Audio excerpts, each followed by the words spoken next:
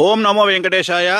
2026 ఆంగ్ల సంవత్సరాది మరియు శ్రీ పరాభవనామ సంవత్సర ఉగాది పంచాంగ ఫలితాలలో భాగంగా మేషరాశి ఫలితాలను విశ్లేషించే ప్రయత్నం చేద్దాము.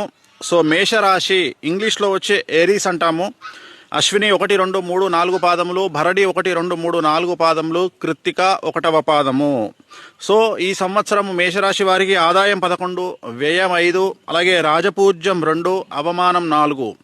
ఈ సంవత్సరము ఏలినాటి శని ప్రభావం చాలా తీవ్రంగా ఉండబోతా ఉంది. అనేక రకాలుగా ఆదాయం వచ్చినను ఆదాయానికి మించినటువంటి ఖర్చులు ఈ సంవత్సరం మీకు ఉండబోతున్నాయి. అలాగే ఈ సంవత్సరము అనుకోని సంఘటనలు, ప్రాణాపాయ విపత్తులు మరియు మానసికమైనటువంటి ఇబ్బందులు, గృహంలో చోర భయం లాంటివి సంభవించే పరిస్థితి గోచరిస్తూ ఉంది.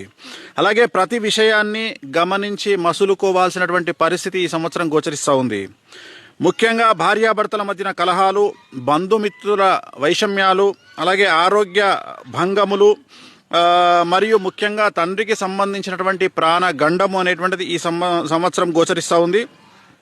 ముఖ్యంగా కోర్టు వ్యవహారాల యందు ఇరుక్కొనుట, అలాగే పేరు ప్రఖ్యాతులకు ఆటంకము. అంటే సంఘంలో ఏదైనా ఒక ప్రాబ్లం వచ్చి పోలీస్ ఆర్ లీగల్ ఇష్యూ ఏదైనా జరిగి మీకు చెడ్డ పేరు వచ్చే అవకాశం ఉంది, లేదా మీ శత్రువులు మీపై లేనిపోని అభాండాలు వేసేటువంటి అవకాశాలు కనిపిస్తూ ఉన్నాయి.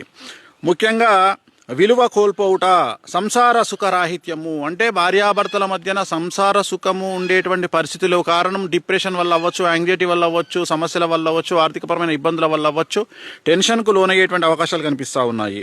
అలాగే కుటుంబమునకు దూరంగా ఉండుట, అంటే ఉద్యోగపరంగా కానీ, వ్యాపార పరంగా కానీ, లేదా భార్యాభర్తల మధ్యన అండర్స్టాండింగ్ ప్రాబ్లమ్స్ వచ్చి కానీ, లేదా ఏదైనా పనిరీత్యా కానీ కుటుంబానికి దూరంగా ఉండేటువంటి అవకాశాలు గోచరిస్తూ ఉన్నాయి. అలాగే ముఖ్యంగా బంధువుల వల్ల కష్టాలు, అంటే బంధువులకు డబ్బులు ఇవ్వడం కానీ, లేదా బంధువులకు ఏదన్నా సహాయం చేసి వాళ్ళ వల్ల సమస్యలు ఎదుర్కోవడం కానీ ఇలాంటివి జరిగేటువంటి అవకాశం ఉంది.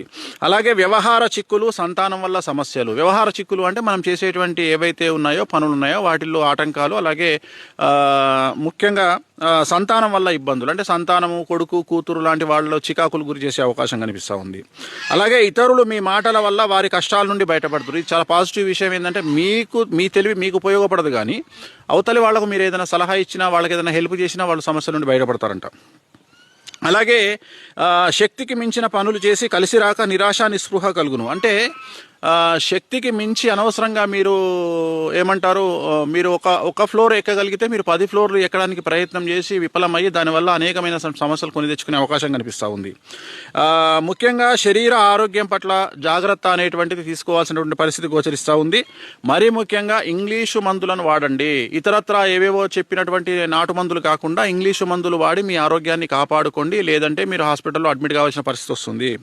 అలాగే ఆకస్మిక ప్రమాదాలు మరియు వాహన ప్రమాదాలు కనిపిస్తూ ఉన్నాయి. మరీ ముఖ్యంగా అగ్నిభయం కలిగేటువంటి అవకాశం కనిపిస్తూ ఉంది.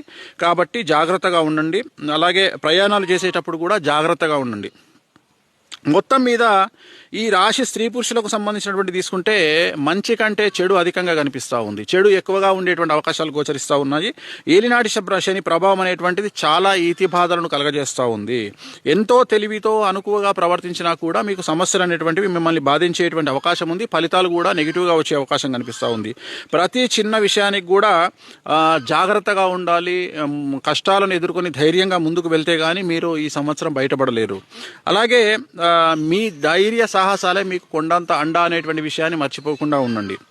ముఖ్యంగా ఆదాయం మించిన ఖర్చులు, అంటే మీకు డబ్బులు వస్తాయి, బట్ ఆదాయం విపరీతంగా ఉన్న ఖర్చులు కూడా అంతకు మించి ఉంటాయి. సో రుణములు చేయటం, అంత ఆదాయం వచ్చినా కానీ రుణాలు చేయాల్సిన, అప్పులు చేయాల్సినటువంటి పరిస్థితి గోచరిస్తూ ఉంది. అలాగే ప్రతి చిన్న విషయానికి కూడా కలత చెందేటువంటి అవకాశం కనిపిస్తూ ఉంది. ముఖ్యంగా చేయు వ్యవహారంలో యందు వ్యతిరేకత, ప్రయాణంలో యందు ఇబ్బందులు మనం చెప్పుకున్నాం ఆల్రెడీ. అలాగే స్త్రీ మూలక ధన వ్యయము అనేటువంటిది, ధన లాభం అనేటువంటిది కనిపిస్తూ ఉంది. స్త్రీ మూలకంగా అంటే ఒక స్త్రీ మూలకంగా మీకు ఏవైనా డబ్బులు రావడము అలాంటివి జరిగే అవకాశం ఉంది. అలాగే విద్యార్థులకు సమస్యలు అనేటువంటి కనిపిస్తూ ఉన్నాయి.